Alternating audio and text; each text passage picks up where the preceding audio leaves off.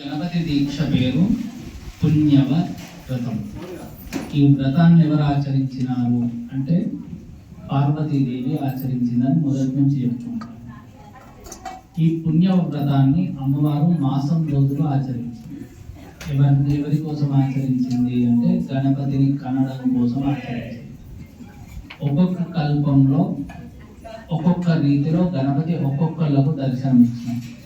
ఆ వృత్తాంతం అంతా కూడా మనకు గురువు గారు వివరిస్తారు. నేను దీక్ష కోసం చెప్తాను. గణపతి దీక్ష మిగతా దీక్షలాగా కాదు, ఇది ఉత్తమమైనటువంటి దీక్ష. దీన్ని వ్రతము అనబడి ఉంది. మనం చేసేది కూడా వ్రతమే. పుణ్యం. ఏం వ్రతం ఇది? చాలా కఠినంగా చేసింది అమ్మవారు. ఇది పుణ్యవ వ్రతం. ఎంత గుప్తంగా చేసింది, ఎంత రహస్యంగా చేసింది అంటే బయటికి రాకుండా చేసినటువంటి వ్రతం. అందుకే మీరు ఏ దీక్షలో కూడా చెడును చూసినా ఏం చేసినా కూడా పంచామృతం పోసుకొని స్నానం చేయమని చెప్పారు. కానీ ఈ దీక్షలో మాత్రమే మనకు స్నానం చేయమని చెప్పారు. ఇది వ్రతము అనుకోవచ్చు. ఈ వ్రతాన్ని మనం ఎన్ని రోజులు చేస్తున్నాం? మండలం రోజులు చేస్తున్నాం. మండలము అంటే 41. వీలు కాని వారు 21కి కుదించిన. అది కూడా అది మా గురువు గారి తపశక్తి వల్ల నిర్ణయించబడింది. పెద్దలు ఏది చెప్తే దాన్నే మనం ఆచరించాలి. దాన్ని 16 రోజులు 11 రోజులకు కుదించాం. అంటే మన శక్తిని అనుసరించి చేసుకోవడం కోసం. ఏది చేసినా చివరికి మనం దర్శించేది గణపతి. మనం ఎన్ని రోజులు చేసినా మన టార్గెట్ ఎవరు? గణపతి. గణపతి దర్శనం కలగాలి. తద్వారా మనకు అన్ని ఫలితాలు కలగాలి. ఈ వ్రతము అసలు గణపతి ఎక్కడోడు? మరి గణపతి పుట్టడం కోసం గణపతికి వ్రతం చేసిండు అంటే గణపతి ముందే ఉన్నట్టుగా.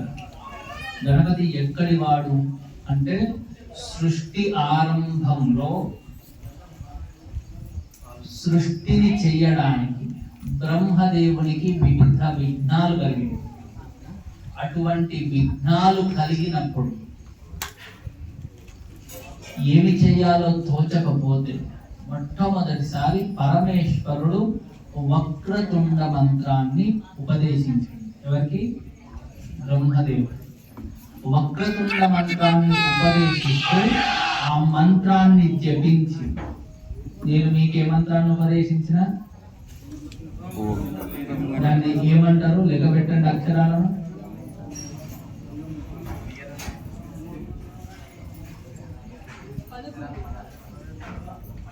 దాన్ని ఏమంటారు? మొదటి రోజు ఏం చెప్పినాం మనం? హిమవంతుడు అమ్మవారికి ఏమి ఇచ్చినాడు? ఏకాక్షర గణపతి మంత్రాన్ని ఎవరికి ఉపదేశించదు?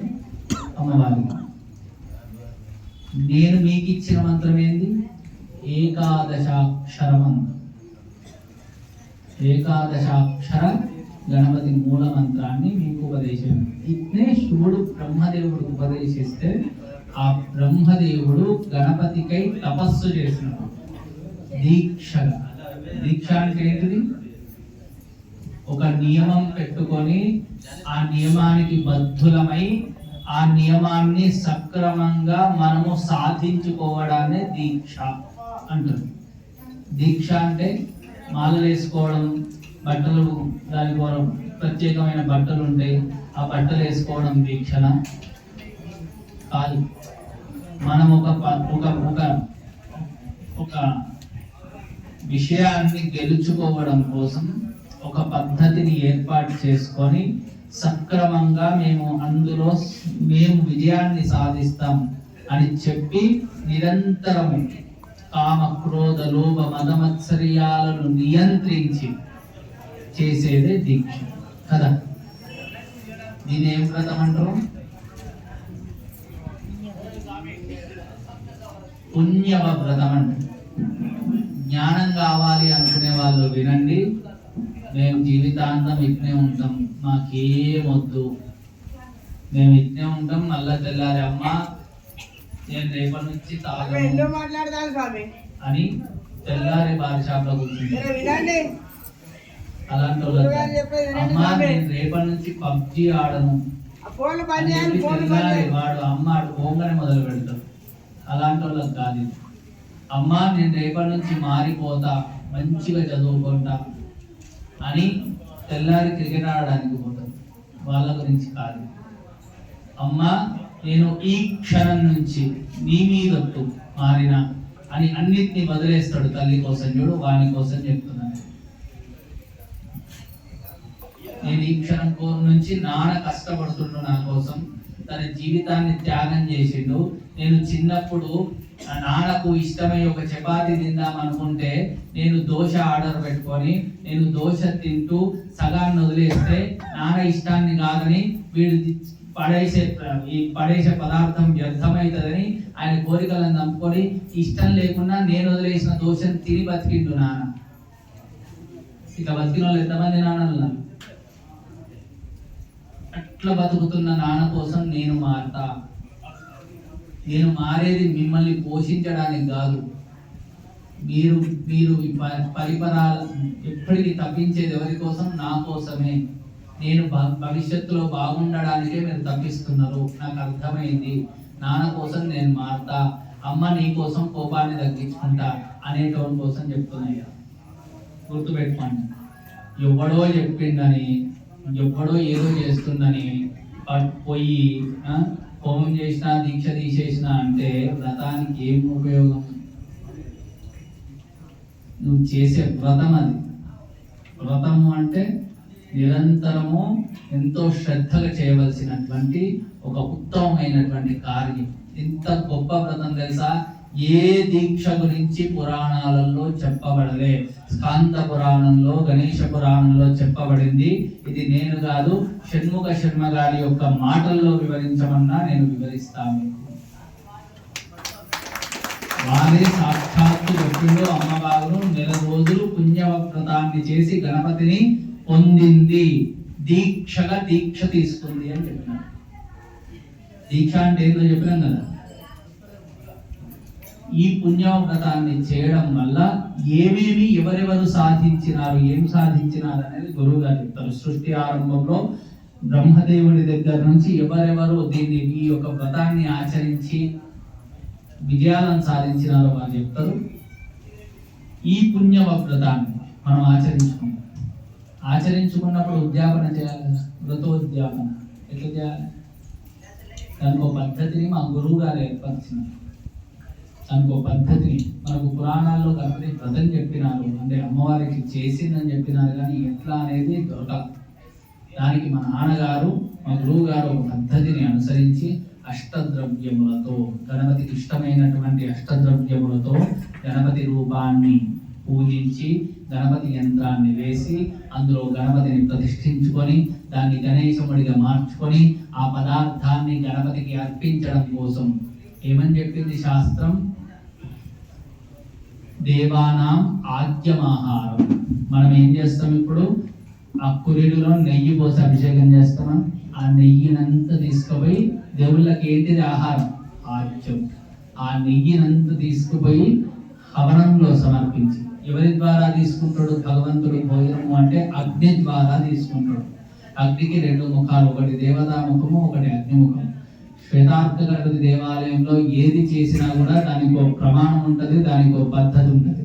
అది మంచి ఉంటుంది, ఎదుటోళ్లకు సహాయపడేదయ్యే ఉంటుంది, ఎవరు ఖరాబ్ అయ్యేది కాదు. బాగా గుర్తుపెట్టుకోండి. అటువంటి పుణ్యవ్రతాన్ని ఆ ఆద్యమునంతా కూడా తీసుకుపోయి గణపతికి భోజనంగా అర్పిస్తాం.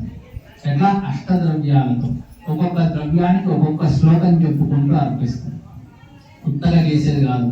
మనం సంవత్సరంలో రెండు నాకు స్వామి చెప్పాడు, స్వామి ఇంతసేపు కూర్చోబెడుతున్నారు, అందుకే నాకు ఇబ్బంది అవుతుంది, అందుకే నేను ఉత్తగా మాల తీసేసినాను. నువ్వు అక్కడ హోటల్లో కూర్చుంటావు, మంది బాగున్నారంటే బయట కూర్చుంటావా లేదా? నేను ఒకటే చెప్తా, స్వామి నాకు టైం కుదురుతలేదు. తినడానికి టైం కేటాయిస్తున్నావా? నిద్రపోవడానికి టైం కేటాయిస్తున్నావా? అట్నే పూజకు టైం కేటాయించు, పిల్లలకు టైం కేటాయించు. బాగా గుర్తుపెట్టుకోండి, పెద్ద పెరిగినాక పిల్లలకు టైం కేటాయించాల్సిన అవసరం లేదు. 21 ఏళ్ళ వరకు తప్పకుండా పిల్లలతో ఉండాలి. పిల్లలకు టైం కేటాయిస్తేనే బాగుపడుతుంది. మనం టైం కేటాయించాల్సింది పూజకు, పిల్లలకు, భార్యకు, కుటుంబానికి, ఉద్యోగానికి. మన పనులు మనం సక్రమంగా చేసుకోవాలి. ఈ జ్ఞానాన్ని ఇచ్చిన వాడు కూడా గణపతి. ఈ బ్రహ్మదేవుడు సక్సెస్ అయిన తర్వాత బ్రహ్మదేవుడు వ్యాసునికి అజ్ఞానముతో పెన్ను కదలలే, ఆయన రచించడానికి ఆయనకు జ్ఞానం రాకపోతే బ్రహ్మదేవుడి దగ్గర పోయాడు. నువ్వేమో సృష్టి చేసినావు, నన్నేమో వచ్చే యుగాలకు జ్ఞానాన్ని ఇవ్వమని చెప్పినావు, వేదాలను విభజించమని చెప్పినావు, నాకు అక్షరం వస్తలేదు, ఏం చేయాలని అడిగితే అదే వక్రతుండ గణపతి మూల మంత్రాన్ని ఉపదేశించి ఈ మంత్రాన్ని చేసుకో అని చెప్పి ఆ మంత్రాన్ని ఆచరిస్తే అప్పుడు ధారాళంగా ఆయనకు చతుర్వేదాలు వచ్చింది, అందులో నుంచి వేద జ్ఞానం వచ్చింది. తద్వారానే మనకు వచ్చినాయి ఈ పురాణాలన్నీ కూడా. ఈ జ్ఞానాన్ని ఇచ్చిన వాడు ఎవరు అంటే గణపతి. తల మొత్తం జ్ఞాన స్వరూపం. తల అంతా ఎవరిచ్చారు? గణపతికి శివుడిచ్చాడు. శరీరం అంతా ఎవరిచ్చారు? అమ్మవారు ఇచ్చారు. ప్రకృతి పురుష స్వరూపం ఎవరు అంటే గణపతి. మనకు కనబడే ప్రకృతి స్వరూపం అంతా గణపతి కింది భాగం అయితే మనకున్న మేధస్సు, మనకున్న జ్ఞానం అంతా, ఈ సృష్టిలో ఉన్న జ్ఞానం అంతా కూడా గణపతి శిరస్సు. గణపతి అంటే మామూలుడు కాదు. గణపతి 4 రకాల సిద్ధులను ఇస్తాడు. 1 జ్ఞానం, 2 సంపద, 3 ఆనందం, 4 ఏమిస్తాడు? మనశ్శాంతి. అంటే ఆనందం ఉంటే మనశ్శాంతి అదే వస్తుంది.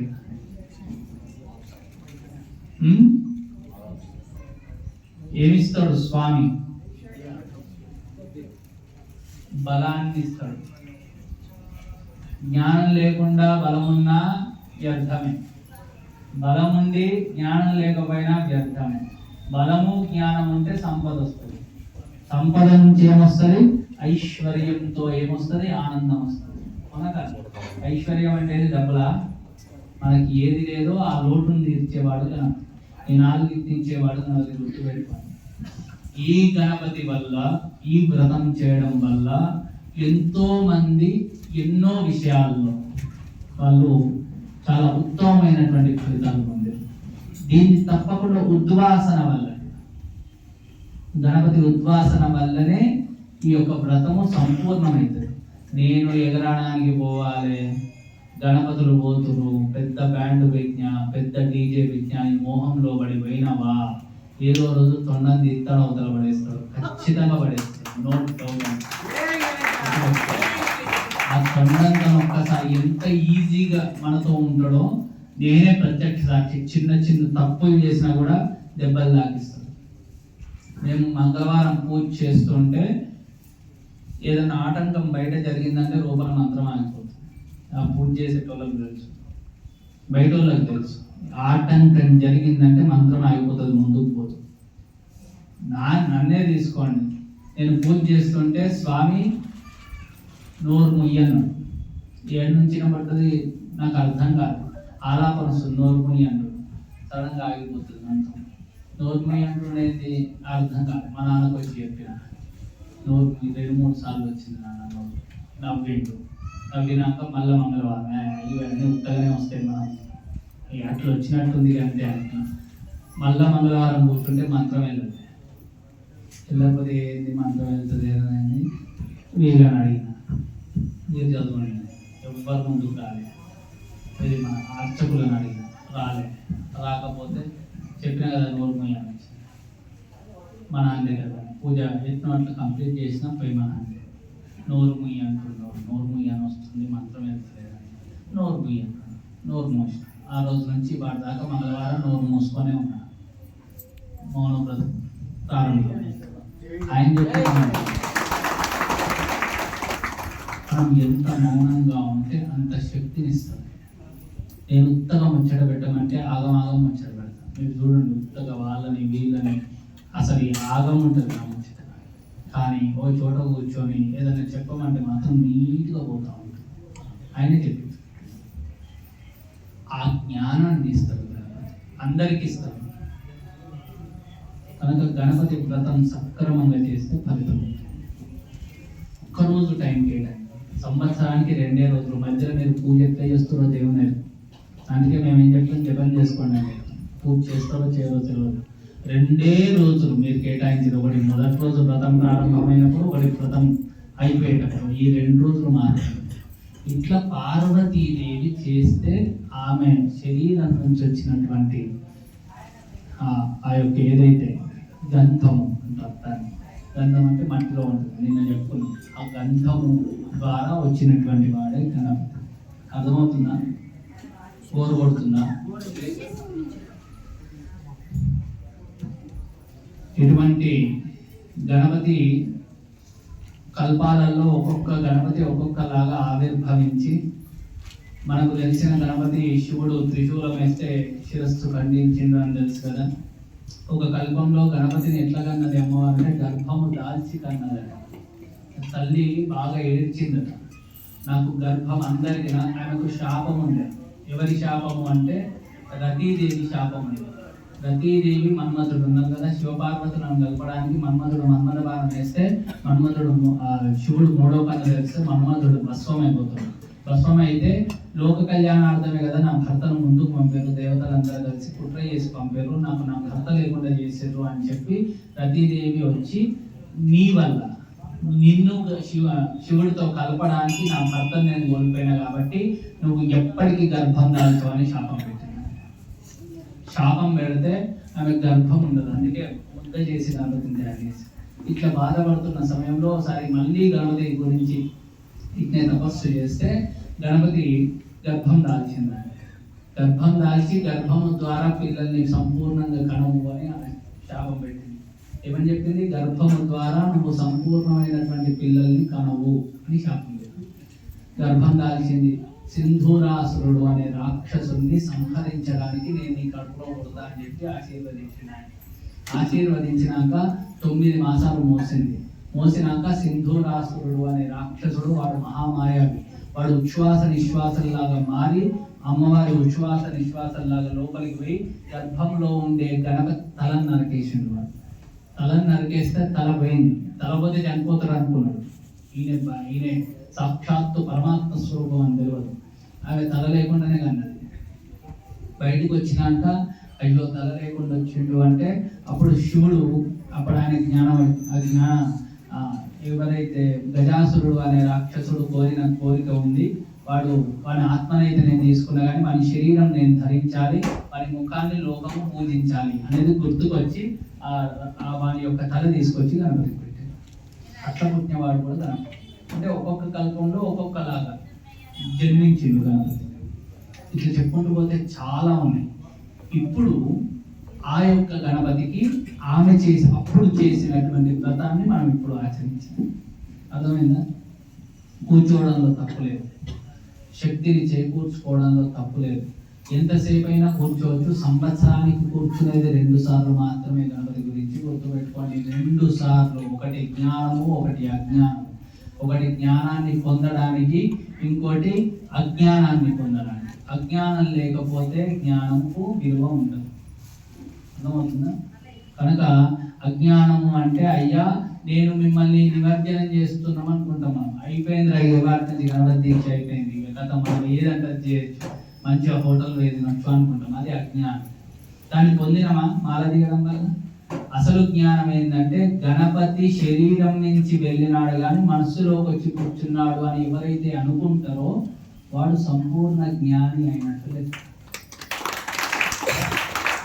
మన మాల మీద నుంచి లోపలికి వెళ్ళాలి, అందుకే మాల వేసుకున్నాడు.